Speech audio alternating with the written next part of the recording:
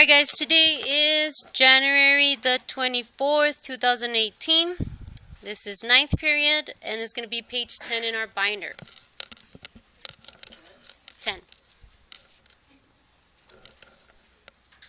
Alright, so today is going to be the first day of factoring.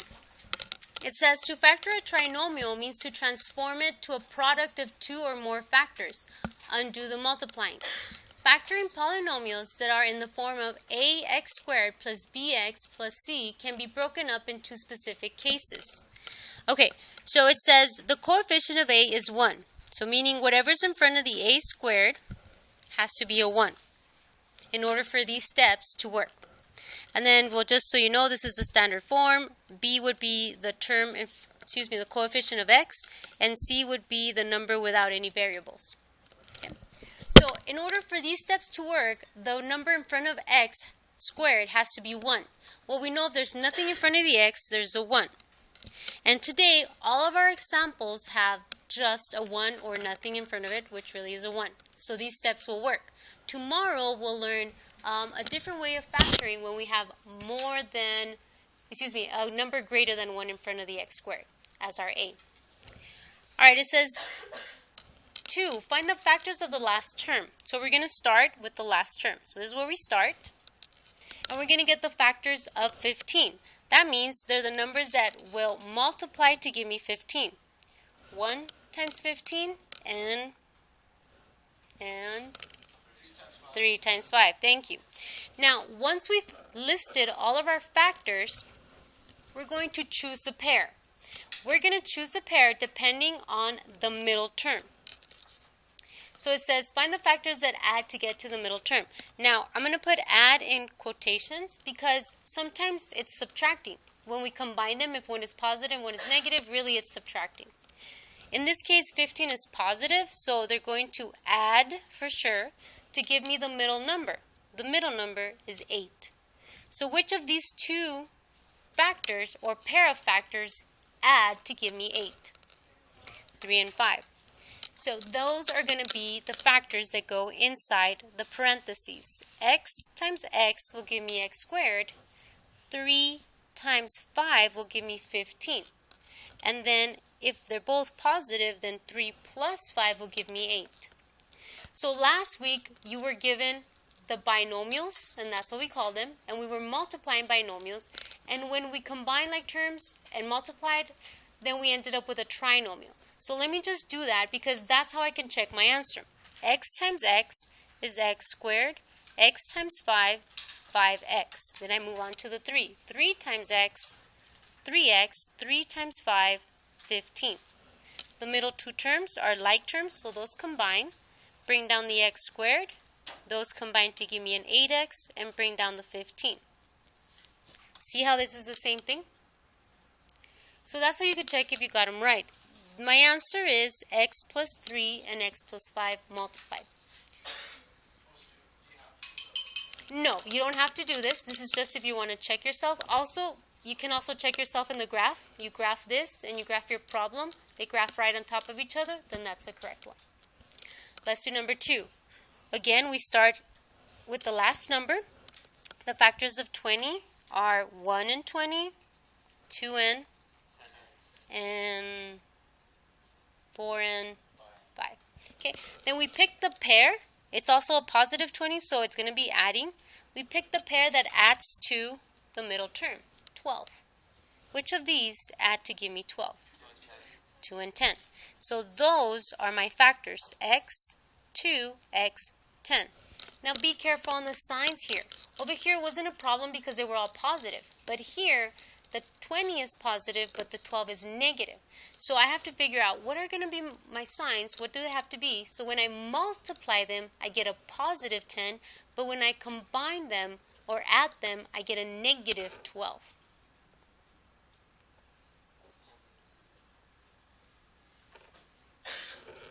So what signs do they have to be that when I multiply them, I'll get a positive 20, when I add them or combine them, I get a negative 12. They both have to be negative.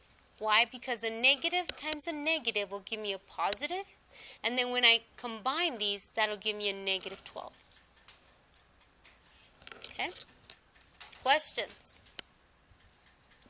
All right, let's try it again. Number 3, our factors of 9, 1 and 9, and 3 and 3. Now, it's a positive, so they're going to add to give me the middle term, 6. So my answer is 3 and 3. X, 3, 3. Since they're all positive, I don't have to worry. 3 times 3 will be 9. 3 plus 3 will be 6. Pretty much.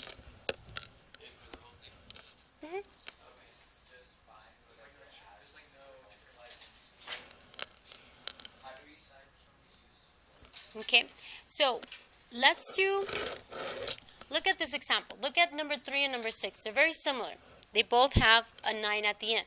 So we know the factors are 1 and 9, 3 and 3. It's a positive 9, so they still have to add to give me a 6, but that's a negative 6, so watch out. X, 3, 3, but they have to multiply to give me a positive 9 and add or subtract to give me, add to give me a 6, negative. So they both have to be negative. Why? Because a negative 3 times a negative 3 will give me a positive 9. A negative 3 plus a negative 3 will give me a negative 6. So far, all of the last terms, or the C on all of them, they've been positive. Do you see that? All of our examples have been positive. Look at one that is negative. Let's look at number 9. Start with the last one, factors of 20. So 1 and 20, 2 and 4 and 5. Now, because this is negative, they need to subtract to give me the middle term. There's nothing in front of the minus x, so there's a 1. So this is a negative 1. So which of these subtract to give me a 1? 4 and 5. So those are my factors. Now, be careful here. They need to multiply to give me a negative 20. So they can't be the same. They have to be different signs. But they need to combine to give me a negative 1. So which one has to be positive? Which one has to be negative? Very good. 5 has to be, wow, you said negative. 5 has to be negative, 4 has to be positive. Why? Because when I multiply, they'll give me a negative 20, and when I combine them, same signs, add and keep, different signs, subtract, keep the sign of the larger one, 5, and that'll be exact. So if the larger number is, if the middle number is negative, then the larger number has to be negative. Let's do it again. Number 8. Factors of 5, well, there's only 2, 1 and 5. So that should be easy. 1, 5. Now again, that's a negative 5. So the signs have to be different. So I need to, one has to be positive, one has to be negative. So when I multiply them, I get a negative. And then it has to give me a positive 4, so the 5 has to be positive. So when I combine them, 5 minus 1 is a positive 4.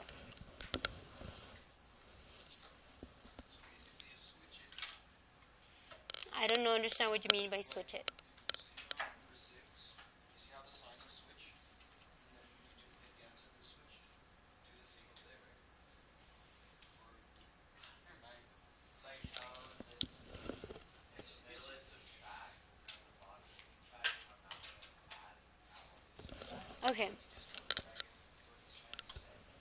Okay, so if the last one is positive, then if you notice, the signs have to be the same if the last one's positive. So if they're positive, it's going to be positive, but if the middle term is negative, they'll both be negative. But when the last one is negative, that's when they're going to be different signs, and it's always going to be based on the middle term. Okay, and if the middle term is positive or negative, then the bigger number has to be positive or negative, matching up. All right, last example. Do we have a question? No? Yes, no? All right, last example is a word problem. They're giving us the area, they're giving us the length, and they want us to find the width. So it would definitely be division. That would be one thing. You would get area divided by the length to find the width, right? Because area is length times width. So backwards, area divided by length will equal the width. That's one way of doing it. I do want to leave it because I want us to do what we did on Monday. The other way is that it is a binomial, so we can factor it. Look at the last number, factors of 8, 1, 8, and 4. They need to, because it's a positive 8, they need to add to give me the term 6. Factors are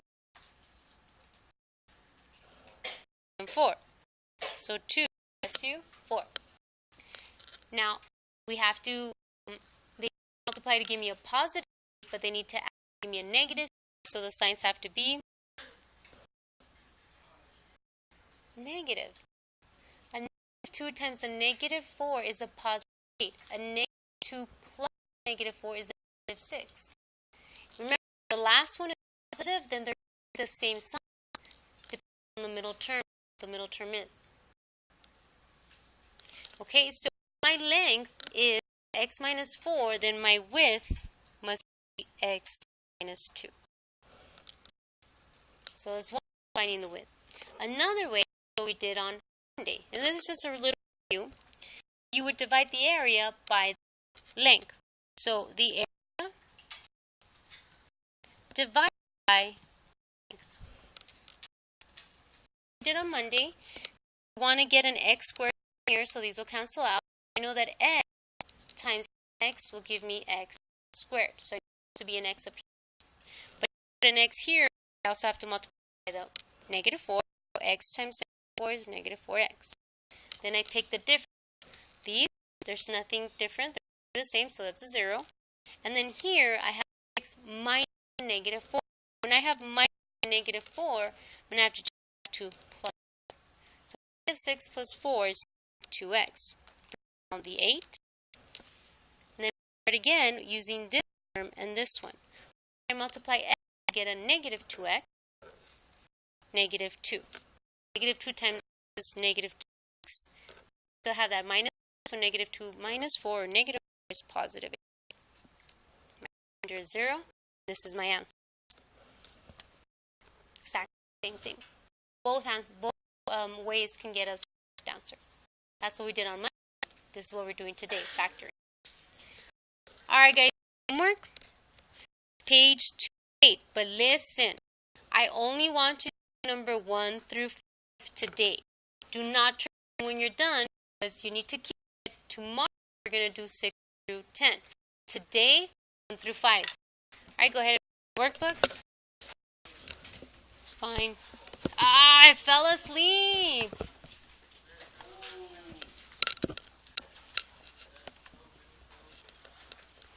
Who knows how long this has been asleep?